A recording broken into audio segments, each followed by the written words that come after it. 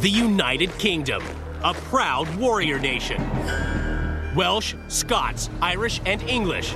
They fight under the same flag, with the same bulldog spirit. No. And this dog likes to bite. They are very well trained, and they are a very professional outfit. Within their rank is a Special Forces unit unlike any other, the Royal Marines. Small groups of highly trained men, daggers between the teeth. Prepare to get locked and loaded as we go back through generations of technology to trace the evolution of Britain's lean, green fighting machine, the Royal Marines. It's time to go ballistic.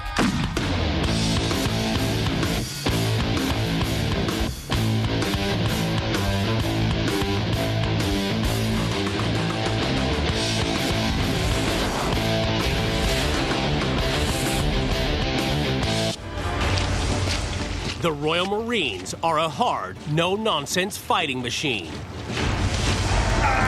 From raiding in the Age of Sail to outfoxing the Argentinians in the Falklands and going toe-to-toe with the Taliban in Afghanistan, the Royal Marine Commandos will mix it up anywhere and everywhere. To defeat and destroy their enemies, they use the SA-80 assault rifle. For amphibious and dry landings, they use the all-terrain Viking. And if they have to get in close, Marines have carried the legendary Fairbairn Sykes fighting knife. Their motto is, per mare, per terra, by sea, by land. No obstacle is big enough or unassailable. Now, Weaponology will unlock their family tree, going back through generations of technology to reveal how weapons, transport, and tactics have evolved the Royal Marines as the spearhead of British Forces Special Units.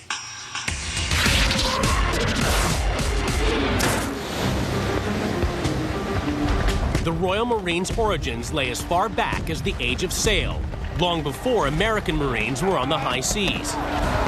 In the 17th century, they acted as on-ship security. It was a dirty job that demanded excellent close combat skills. Fast forward 300 years, World War II, and those skills would help redefine the Royal Marines. British forces are on the brink of being wiped out. German troops have smashed through Holland, Belgium, and France.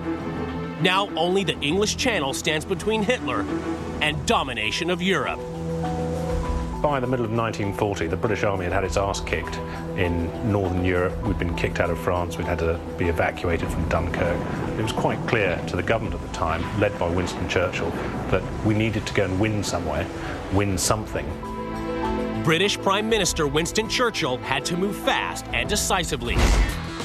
He put his weight behind the formation of an elite unit, a unit that would specialize in unconventional warfare. Churchill was always very keen on creating commandos. These were battalion-size units which could be landed on the coast of Europe and could do damage. Now all Churchill needed was a group of men who weren't afraid to get their feet wet and their daggers bloody. The Royal Marines fitted the bill. He came up with this idea of Royal Marines that could go in, butcher and bolt. Basically amphibious warfare, cause tremendous damage, get away, and then regroup and go back again. Royal Marine Commandos would be tasked with some of the most daring operations of World War II.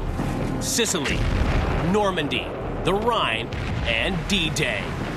Along the invasion beaches, there were a variety of forts occupied by the Germans which needed to be knocked out so that the main landing force could get ashore without too many casualties.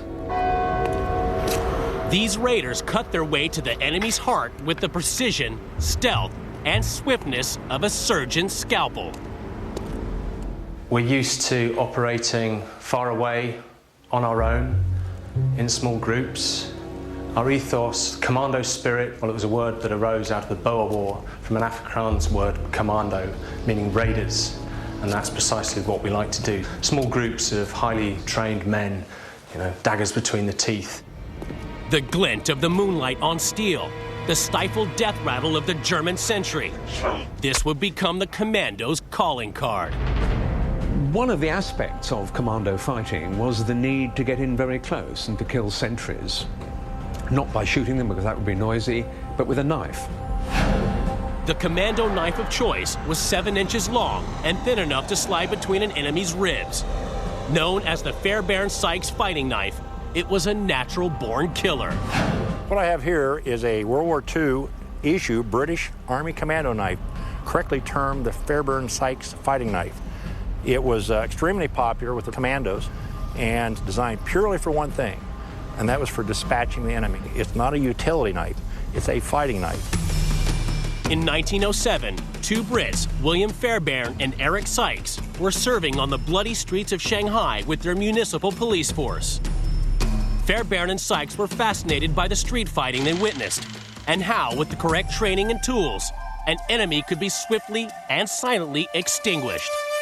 They experimented with developing a knife for the job. Weapons trainer Ken Hackerthorne is a knife specialist and rates the Fairbairn-Sykes as a cut above the rest.